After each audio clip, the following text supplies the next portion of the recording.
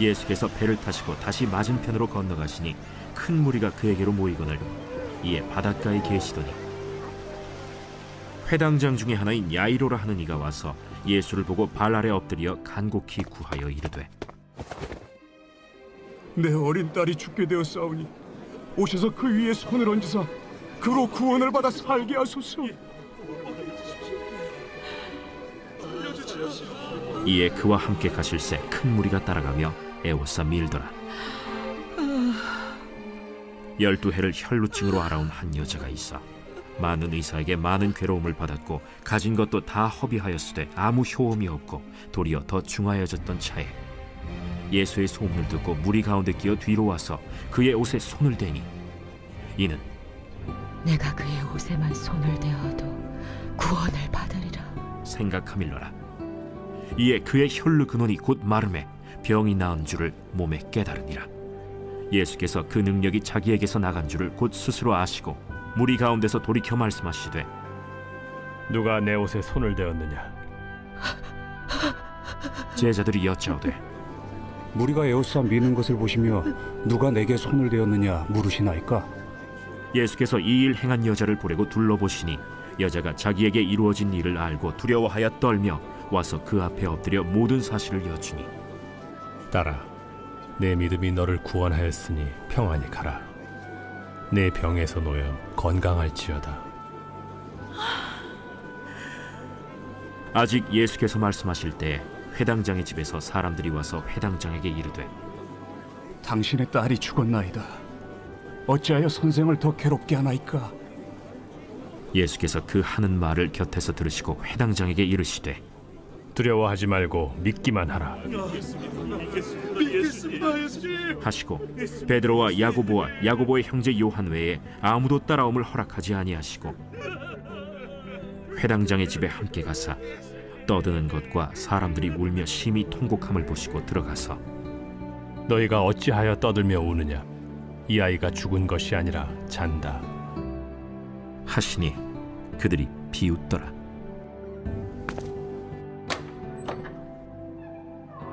예수께서 그들을 다 내보내신 후에 아이의 부모와 또 자기와 함께한 자들을 데리시고 아이 있는 곳에 들어가사 그 아이의 손을 잡고 달리다고. 번역하면 곧 내가 네게 말하노니 소녀야 일어나라. 소녀가 곧 일어나서 걸으니 나이가 12살이라. 사람들이 곧 크게 놀라고 놀라거늘 예수께서 이 일을 아무도 알지 못하게 하라고 그들을 많이 경계하시고 이에 소녀에게 먹을 것을 주라 하시니라.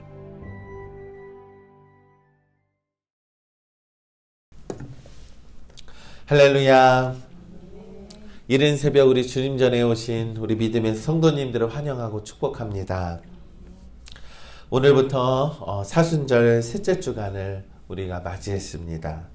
이 마가복음을 통해서 조금씩 더 십자가로 우리가 나아가고 있습니다. 말씀과 함께 은혜를 나누며 이번 한 주도 우리 주님의 은혜 가운데 살아가시기를 간절히 소망합니다. 오늘 본문의 말씀을 살펴보며 함께 은혜 나누겠습니다. 예수께서 거라사인의 지역에서 사역을 마치고 다시 가버나움으로 오신다는 소식을 듣고 큰 무리가 갈릴리 바닷가에서 계시는 예수님께 모였습니다. 이때 회당장 야이로가 예수님을 보고 발 아래에 엎드렸습니다. 그리고 간곡하게 예수님께 부탁했습니다.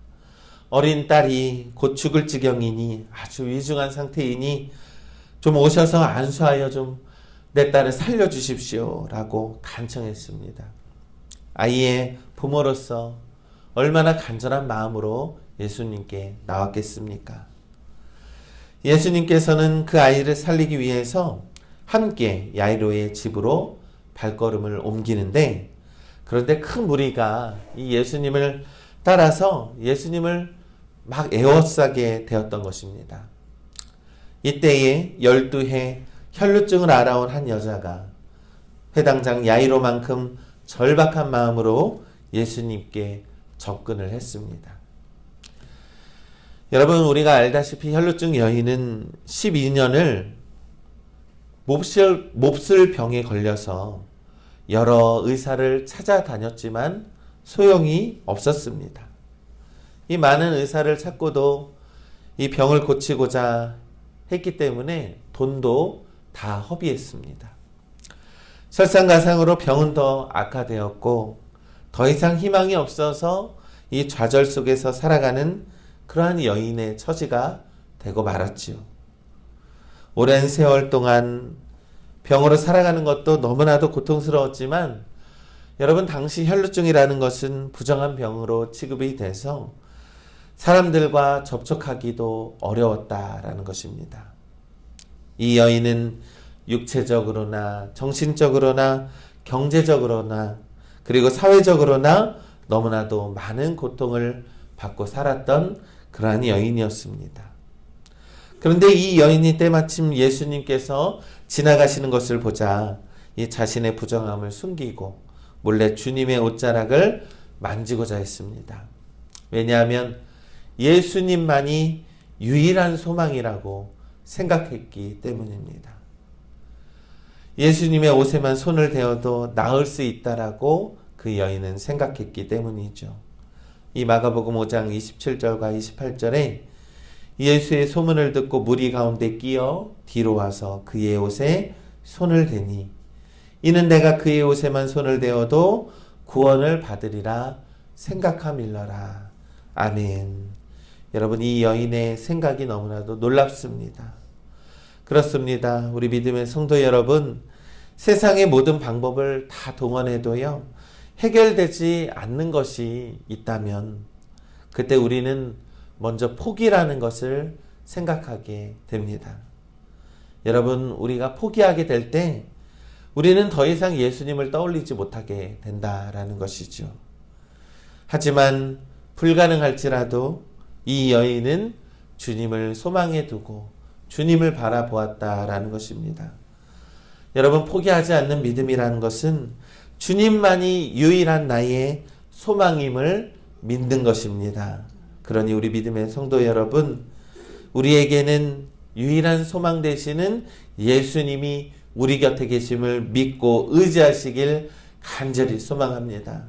여러분, 그분이라면 내가 가지고 있는 모든 문제와 상황과 여건을 우리 주님께서 해결해 주실 줄 우리는 믿습니다.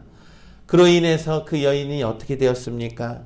그 여인의 근원적인 모든 질병과 심령의 아픔까지도 주님께서 해결해 주셨다라는 것입니다. 그러한 믿음으로 유일한 우리의 소망 되시는 예수님을 의지하시기를 간절히 소망합니다. 이에 그의 혈루의 근원이 곧 마름에 병이 나은 줄을 몸이 깨달으니라. 이 여인이 예수님의 옷에 손을 대었는데 그러자 여인의 혈루의 근원이 마르고 병이 나았다라는 것입니다. 여인이 몸이 나은 줄을 직감했습니다. 얼마나 기뻐했겠습니까? 여인이 기뻐하는 그 순간에 예수님께서 이를 아셨습니다. 그러면서 묻는 것이죠. 누가 내 옷에 손을 대었느냐라고 말씀했습니다.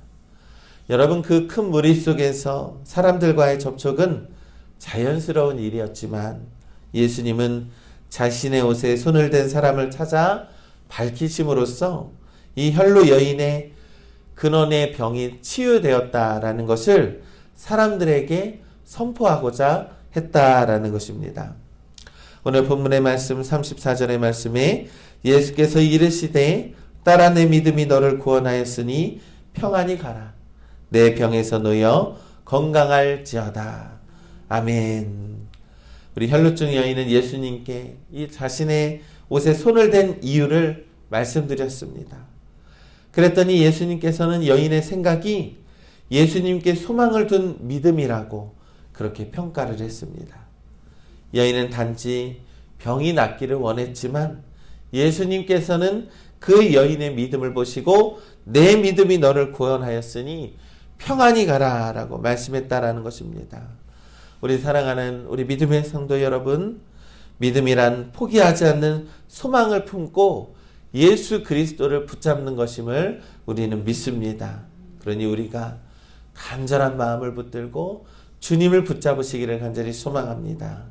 유일한 소망이신 우리 주님을 붙잡을 때에, 간절한 믿음으로 붙잡을 때에 우리의 모든 질병과 모든 문제를 해결함 받을 수 있을 줄 우리는 믿습니다.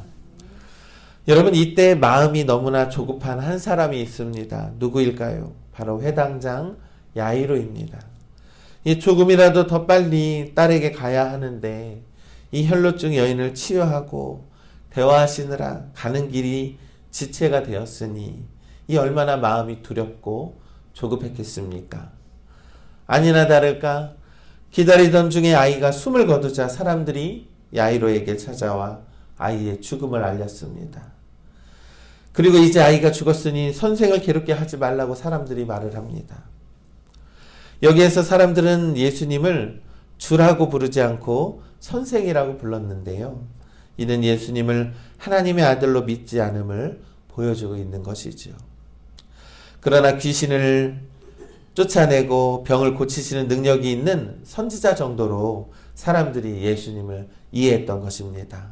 이때 예수님이 말씀합니다. 마가복음 5장 37절의 말씀에 예수께서 그 하는 말을 곁에서 들으시고 회당장에게 이르시되 두려워하지 말고 믿기만 하라 하시고, 여러분, 이 딸의 죽음 소식을 접한 아버지의 마음을 너무나도 잘 아셨던 예수님께서 이 회당장에게 두려워하지 말고 믿기만 하라라고 말씀했습니다.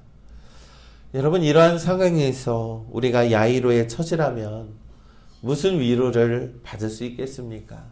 그리고 어떤 믿음을 발휘할 수 있겠습니까? 그리고 무엇을 믿으라고 하는지 도무지 이해가 되지 않았을 것입니다.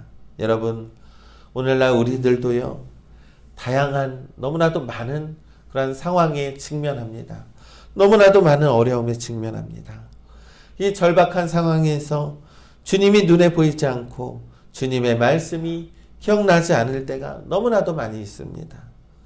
이 도저히 희망이 없는 것 같이 보이는 그러한 상황에서 주님이 성경의 말씀을 통해서 두려워하지 말고 믿기만 하라라고 들었을 때 우리의 마음은 어떤 마음으로 이 말씀을 받아들이고 계십니까? 그러나 여기서 중요한 것은요, 이 회당장 야이로는요, 아무 말 없이 주님을 믿고 따랐다라는 것입니다. 예수님께서는 불신이 가득 찬 무리들을 다 데리고 가지 않으시고 베드로와 야고보와 요한만을 데리고 가셨습니다. 회당장 집에 들어가서 아이의 죽음을 애도하는 사람들을 보시고 예수님께서 너희가 어찌하여 떠들며 우느냐, 이 아이가 죽은 것이 아니라 잔다라고 말했습니다. 그런데 거기에 있던 사람들이 비웃었다라고 성경은 말씀하죠. 여러분, 여기에서 비웃는 자들은 죽음을 받아들이는 자들입니다. 그들에게는 소망이 없고 생명이 없는 자들, 곧 영적인 죽음을 납득하고 어둠 가운데 살아가는 사람들을 의미하는 것입니다. 하지만 예수님은 죽음을 넘어서 생명을 일으키시는 유일한 소망임을 믿을 때에 기적은 바로 우리의 것이 되고 바로 나의 것이 됨을 우리는 믿습니다. 이때 마가복음 5장 41절에 말씀합니다. 그 아이의 손을 잡고 이르시되 달리다 굼 하시니 번역하면 곧 내가 내게 말하노니 소녀야 일어나라 하심이라. 아멘. 예수님께서 죽은 아이의 손을 잡으시고 말씀합니다. 달리다 굼, 소녀야 일어나라 라고 말씀합니다. 그랬더니 아이가 일어나 걸었습니다. 예수님께서는 아이에게 먹을 것을 주어서 아이가 살아났음을 증명하라고 사람들에게 이 아이를 보여주었다라는 것이죠. 사랑하는 우리 믿음의 성도 여러분, 예수님 외에는 어떠한 방법으로도 병을 고칠 수 없었던 이 혈루증의 여인도, 또한 질병으로 죽어가는 한 아이의 아버지도 유일한 소망이신 예수 그리스도를 붙들었을 때 회복과 치유의 은혜를 우리가 얻을 수 있었음을 우리는 깨닫게 됩니다. 그러니 우리가 유일한 소망이신 예수 그리스도를 붙들고 생명의 은혜를 누리시기를 간절히 소망합니다. 그러기 위해서 우리가 주님을 만나야 하는 것입니다. 주님만이 우리의 유일한 소망임을 우리는 믿습니다. 우리에게 달리다 쿰의 은혜가 주님을 만났을 때에 일어나게 될 줄을 우리는 믿습니다. 그러니 우리의 가지고 있는 환경과 여건이 아무리 절망적일지라도 구원의 주님만을 믿고 찾는다면 주님은 외면하지 않으시고 우리에게 달리다 쿰의 은혜로 새롭게 일어서게 될 줄을 우리는 믿습니다. 오늘 우리에게 주님이 주시는 이 달리다 쿰의 능력을 우리가 믿고 의지하며 오늘 하루도 주님을 붙잡고 살아가시는 우리 팔복영광교회 믿음의 성도님들 되시기를 주님의 이름으로 간절히 축원합니다.